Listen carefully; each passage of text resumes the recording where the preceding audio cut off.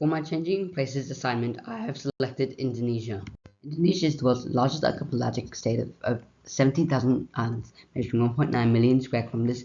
It's situated on the equator and off the coast of mainland Southeast Asia in the Indian and Pacific Oceans. The main groups of islands are the Greater and Lesser Sunda Islands. Java is the world's most populated island, and its capital city, Jakarta, is the second most populated city in the world with over 11.2 million people.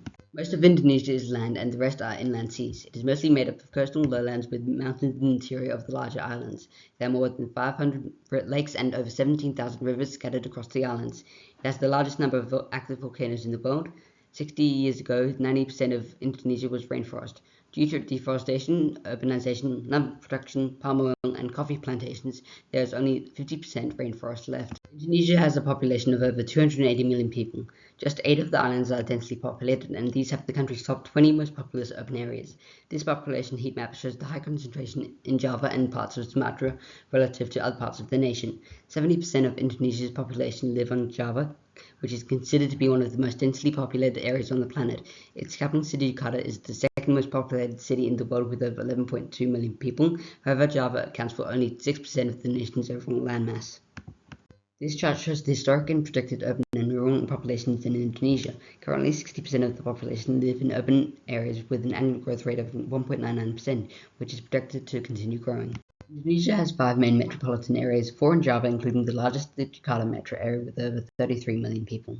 This slide shows the spatial distribution of cities, including only the population of cities rather than the greater metro area. So, for example, mega city Jakarta has a population of 11 million, while the metro area is over 33 million. The primary cause of urbanization is rural or urban migration from poor regions like Java to the capital Jakarta, driven by the prospect of work opportunities, living conditions, and future prospects. Indonesia's urbanization pattern of circular migration means that rural people who have moved to a big city return to their month at least 6 monthly. The second cause of urbanization is the high density population living in metro areas, needing significant investing in employment, housing, transportation, and road infrastructure. Rising urbanization and population has made it extremely hard for the infrastructure to keep pace. The 3 problems of urbanization that I am focusing on are flooding for environmental, traffic congestion for economic, and poverty for social. Put simply, the megacity Jakarta is sinking. A quarter of the city is predicted to be underwater by 2050. According to a report written by the World Bank in 2011, between 1980 and 2002, almost a quarter of Jakarta's land area was converted from wetlands and agricultural areas for urban purposes. But Jakarta's rapid growth has led to large-scale infrastructure issues. 40% of the area lies below sea level and is exposed to flooding, storm surges, and rising sea levels, making it highly vulnerable to the impact of climate change.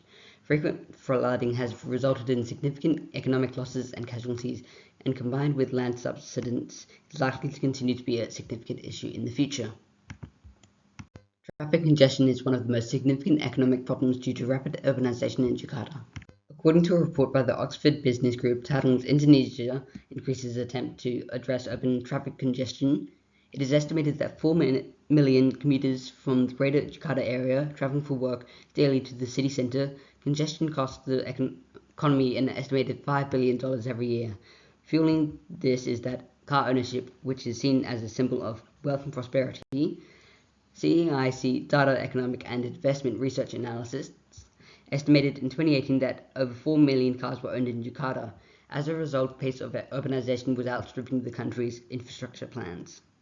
According to the World Bank report in 2016, Indonesia is improving infrastructure for millions of urban poor. About 29 million people live in slum areas with poor basic services. Many don't have access to sanitation or safe water. As a result, slum dwellers end up having to pay a lot more for water. They're also exposed to climate change and flooding. The National Slum Upgrading Program was launched in 2016 with the aim of improving the situation for those living in slums. I focus solutions on traffic congestions and flooding. President Widodo's public infrastructure program focused on the modernization and integration of and expansion of its transport system to overcome the traffic congestion problem, reducing the reliance on motor vehicles. This table, based on information from ASEAN Analytics, summarizes the major transport systems that have and will be introduced. This involved increasing the bus, light rail, and train networks. Also, a high-speed rail line is in development, connecting Indonesia's 2 biggest cities, dramatically cutting travel time from around 3 hours to 40 minutes.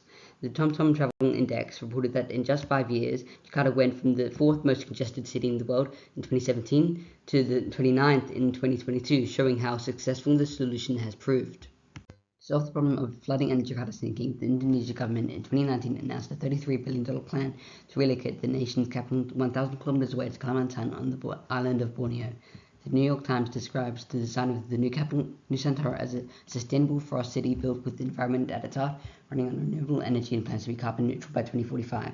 However, environmental and social concerns have been raised about the expansion of palm oil plantations, deforestation threatening animal habitats, and that indigenous communities have to relocate with possible inadequate compensation.